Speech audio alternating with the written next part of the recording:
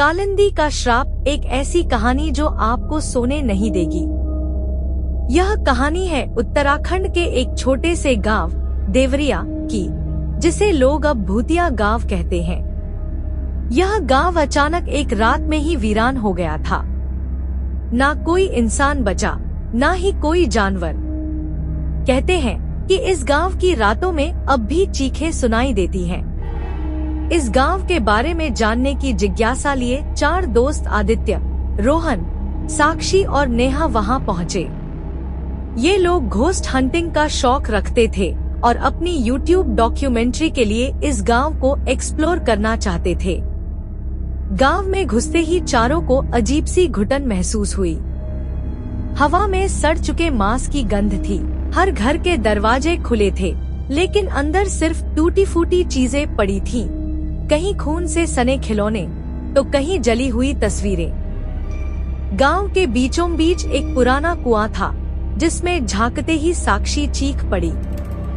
कुएं में सिर्फ अंधेरा था, लेकिन अचानक उसमें से लंबे सफेद बालों वाली कोई चीज उभरने लगी।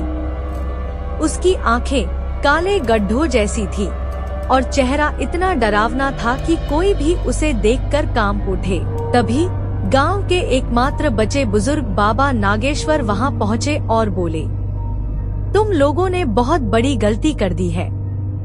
रात होने से पहले भाग जाओ, वरना कोई भी जिंदा नहीं बचेगा। रोहन ने कैमरा ऑन किया और पूछा, बाबा, यहाँ ऐसा क्या है? बाबा ने कांपती आवाज में बताया, ये गांव श्रापित है, कालिंदी के श्राप से। 100 साल पहले इस गांव में एक औरत थी, कालिंदी। उसे काला जादू आता था और लोग उससे डरते थे। लेकिन जब गांव वालों को लगा कि वह उनके बच्चों को मारकर बलि देती है, तो उन्होंने उसे इसी कुएं में जिंदा जला दिया। मरते मरते कालिंदी ने शाप दिया, जिसने भी मेरी मौत देखी वह कभी चैन से नहीं जिएगा। उनकी आत्माएं इस कुएं में आकर कैद हो जाएंगी। उसके बाद एक एक करके गांव के सभी लोग गायब होने लगे। कुछ की लाशें कुएं से निकली, तो कुछ हवा में ही गायब हो गए। आदित्य ने इस कहानी को मजाक समझा और कुएं के पास जाकर जोर से चिल्लाया, कालिंदी, अगर तू सच में है तो सामने आ। अचानक पूरे गांव में सन्नाटा छा गया। हवा एकदम ठंडी हो गई और चारों तरफ से घंटियों की आवाज आने लगी। साक्षी ने कैमरे में कुछ रिकॉर्ड किया। वहां एक परछाई थी जो धीरे धीरे आकार ले रही थी।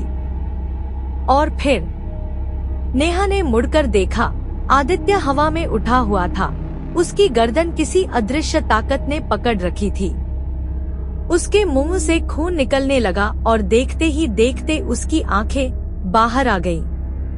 रोहन और नेहा चिल्लाते हुए भागे, लेकिन जैसे ही उन्होंने गांव का दरवाजा पार किया, वे वहीं जमीन पर गिर पड़े, बेजान। अगले दिन पुलिस वहां पहुंची। वहां न आदित्य था, न साक्षी, न रोहन, न नेहा। बस उनका कैमरा पड़ा मिला। जब पुलिस ने उसे प्ले किया, तो उसमें आखिरी रिकॉर्डिंग थी। कालिंदी की डरावनी हंसी और एक खौफनाक आवाज, अब ये सब मेरे हैं, अब तुम बारी है। आज भी अगर कोई उस गांव में जाता है, तो वह कभी वापस नहीं आता।